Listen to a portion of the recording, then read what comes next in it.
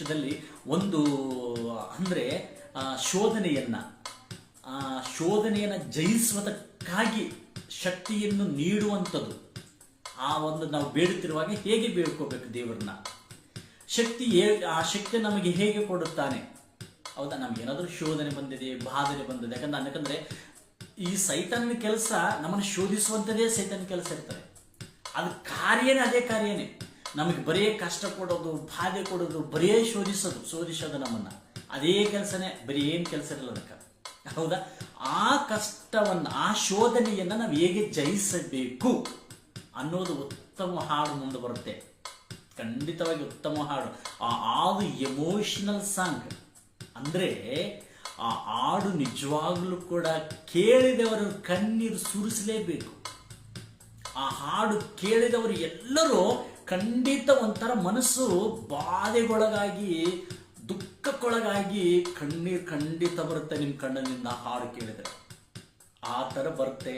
ಮತ್ತೆ ಇನ್ನೊಂದೇನಪ್ಪ ಅಂದರೆ ಗಂಡ ಹೆಂಡರ ಸಂಬಂಧವು ಫಾಲೈಸುವಂಥದ್ದು, ಅದು ನೆಕ್ಸ್ಟ್ ಮ್ಯಾರೇಜ್ ವೆಡ್ಡಿಂಗ್ ಸಾಂಗ್. ಅಂದರೆ ಪ್ರತಿಯೊಬ್ಬ ಗಂಡ ಹೆಂಡತಿ ವಿಷಯದಲ್ಲಿ ಕೂಡ ನಾನು ಭಾಳ, ಯಾಕಂದರೆ ನಾನು ಕೆಲವು ಗಂಡ ಹೆಂಡತಿ ಕುಟುಂಬದಲ್ಲಿ ಚಲೋ ಈ ಹಾಡುಗಳು ಬರೀಬೇಕನ್ನೋದು ಒಂದು. ಈ ಹಾಡುಗಳ ಮುಖಾಂತರವಾಗಿ ಗಂಡ ಹೆಂಡತಿ ಕುಟುಂಬ ಎಲ್ಲರೂ ಕೂಡ ಗಟ್ಟಿಯಾಗಿ ಸ್ಟ್ರಾಂಗ್ ಆಗಿರಬೇಕು ದೇವರಲ್ಲಿ ಅನ್ನೋದು. ಅಂದರೆ ಗಂಡ ಹೆಂಡತಿ ಸಂಬಂಧ ಅನ್ನೋದು ದೇವರ ಉದ್ದೇಶಪೂರ್ವಕವಾಗಿ ಬರುವಂಥದ್ದು ಅನ್ನುವಂಥದ್ದು ತಿಳ್ಕೋಬೇಕು ಪ್ರತಿಯೊಬ್ಬರಲ್ಲಿ ಅನ್ನೋದೇ ಆ ಕರ್ತವ್ಯದಿಂದ.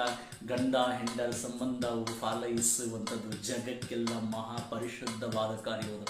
ಅದಕ್ಕೂ ಉತ್ತಮ ಹಾಡು. ಹೌದಾ, ಮುಂದಿನ ವರ್ಷದಲ್ಲಿ ಯಾವಾಗ ಬಿಡುಗಡೆ ಮಾಡ್ತೀನೋ ಗೊತ್ತಿಲ್ಲ, ಅದು ಯಾವಾಗ ರೆಕಾರ್ಡಿಂಗ್ ಆಗುತ್ತೋ ಗೊತ್ತಿಲ್ಲ. ಸ್ವಲ್ಪ ಫೈನಾನ್ಷಿಯಲ್ ಪ್ರಾಬ್ಲಮ್ ನೋಡಿಕೊಂಡು ನಾನೆಲ್ಲ ನೋಡಿಕೊಂಡು ಬರ್ತೀನಿ. ಬಟ್ ಹಾಡಂತ ರೆಡಿಯಾಗಿದ್ದಾವೆ. ದೇವರ ಕೃಪಾಶಯದ ಮೂಲಕವಾಗಿ ಯಾರಾದರೂ ಸ್ಪಾನ್ಸರ್ ಏನಾದರೂ ಸಿಕ್ಕಿದ್ರೆ ಅಂತಂದರೆ ಅತಿ ಶೀಘ್ರದಲ್ಲಿ ಮುಂದಿನ ವರ್ಷದಲ್ಲಿ ಬಿಡುಗಡೆ ಮಾಡಿರ್ತೇನೆ ಖಂಡಿತ. ಅದು ನಿಜವಾಗ್ಲೂ ಏನಪ್ಪ ಅಂತಂದರೆ, ಶೋಧನೆಯನ್ನು ಜಯಿಸಲು ನಾನು ಶಕ್ತಿಯನ್ನು ನೀಡು ಬಾಯಸುವೆ ಅಂತ ಒಂದು ಉತ್ತಮ ಹಾಡು.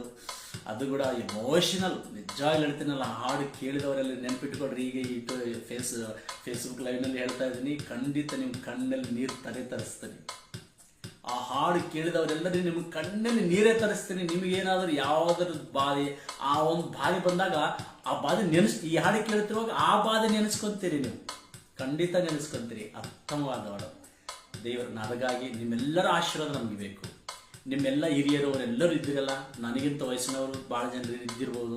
ಮತ್ತು ಆಮೇಲೆ ಇದು ಲೈವ್ನಲ್ಲಿ ಫೇಸ್ಬುಕ್ನಲ್ಲಿ ಇರ್ತಿರುವಾಗ ಅನೇಕ ಜನರು ನೀವು ನೋಡ್ತಿರ್ಬೋದು.